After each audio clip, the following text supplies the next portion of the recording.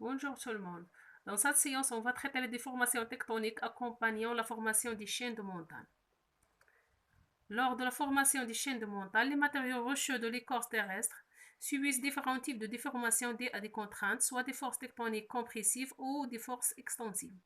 Alors, quels sont les types de déformations tectoniques qui accompagnent la formation des chaînes de montagne et comment l'étude de ces formations permet-elle de reconstituer les forces qui en sont responsables?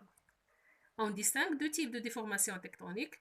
Les déformations tectoniques continues ou souples, c'est-à-dire ductiles qui ont un comportement plastique représenté par les plis, voilà les plis, et les déformations tectoniques discontinues ou cassantes représentées par les failles. On commence par les déformations continues. Pour décrire les plis, on utilise les termes d'anticlinal comme le pli se ferme vers le haut, voilà, et les couches anciennes se trouvent au cœur des plis, et de synclinal, lorsqu'il se ferme vers le bas et les couches récentes se trouvent au cœur des plis. Chaque pli, quel que soit anticlinal ou synclinal, ont les mêmes éléments, comme la charrière. Voilà la charrière. C'est une zone de coupure maximale et le flanc relie deux charnières. Le flanc, voilà le flanc du pli, c'est la surface qui raccorde deux charnières successives.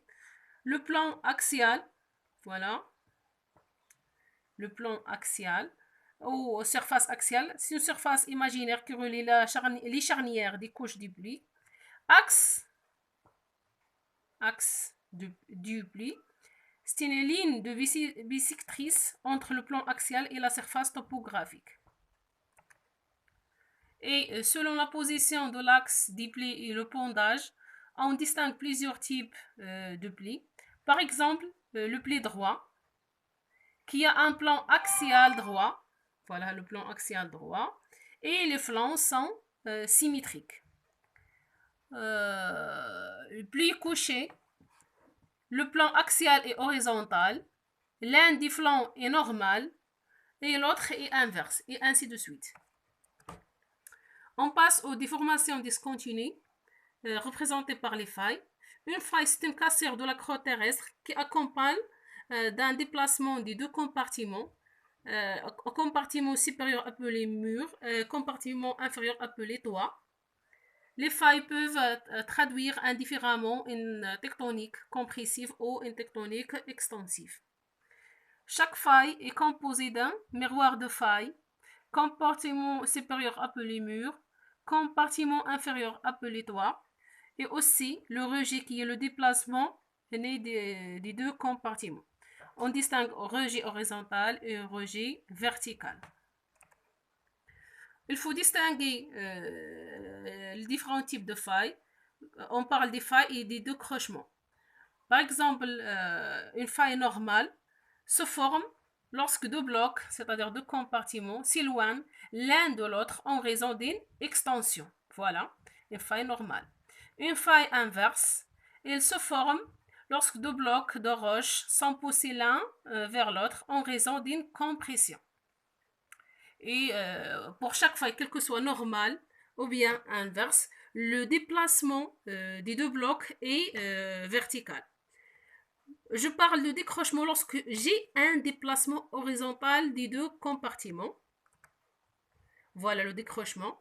C'est une faille le long de laquelle le déplacement relatif s'effectue horizontalement, le long du plan de faille, séparant les deux blocs de roche adjacents.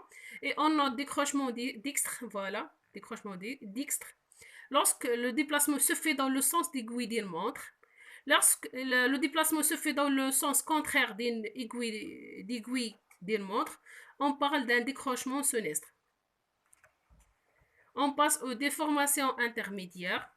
En fonction des mouvements du plaque lithosphérique, les déformations tectoniques évoluent ainsi d'un pli et il peut évoluer en pli faillé, puis en chevauchement, parfois en nappe de charriage. Par exemple, ici, j'ai des forces exercées sur ce pli. Qu'est-ce que je note ici? Un mincissement du côté opposé des forces. Après, je note un pli faillé. Voilà. Parce que je note ici une cassure par une faille inverse. Après, la déformation, elle peut évoluer en chevauchement qui est composé d'un franc et d'une racine. Le franc est composé de couches géologiques chevauchantes et les couches géologiques chevauchées, elle peut appeler racine. Je passe aux définitions. Pli-faille, c'est un pli déversé au coucher dont le flanc inverse a été laminé par une faille inverse. Le chevauchement, c'est un mouvement tectonique où une série de terrains en recouvre une autre par le biais d'un contact anormal de type faille inverse, généralement de faible inclinaison et d'une portée limitée en quelques kilomètres. Et le chevauchement peut évoluer en nappe de charriage. Chaque nappe de charriage correspond à des unités tectoniques de beaucoup plus grande dimension, de portée pouvant atteindre plusieurs dizaines à plus de centaines de kilomètres.